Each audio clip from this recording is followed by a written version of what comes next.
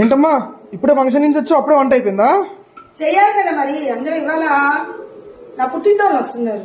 అంటే అత్తింటోళ్ళు వస్తే చేయరని కాదు, నా పుట్టినరోజు అంటే స్పెషల్ ఉంటుంది కదా, నా తోడ పుట్టినోళ్ళు అంటే ఇంకా వాళ్ళ కోసం అన్నా వాళ్ళకి ఇష్టమైంది చేస్తున్నా. ఇదిగో వాడికి చల్లమిరపకాయలు ఇష్టం మా తమ్ముడికి.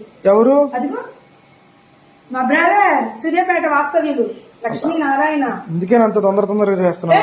అంటే ఎప్పుడు రోజు చేయట్లేదా? ప్రతిరోజు వంట అందరు జనాలు తెలిసే రోజు వంట వీడియోలు చూస్తున్నారుగా. నేను ఫంక్షన్కి వెళ్ళేటప్పుడు కూడా గోధుమ ఉప్మా చేశాను, మళ్ళీ ఒక కూర చేసాను.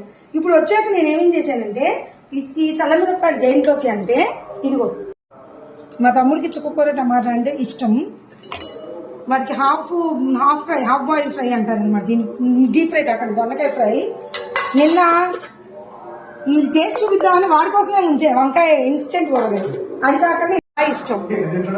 చూసారా కామెంట్ చేస్తున్నాడు మీ తమ్ముడు, అచ్చుబి మీ తమ్ముడికి ఇది చేయాలా అంటున్నాడు. అసలు నార్మల్ గా నేను ఇల్లు చేస్తాను, కానీ వాడి ముందు బిల్డప్ ఇద్దామన్నా అది కూడా నాకు పండట్లేదు ఆ జోక్.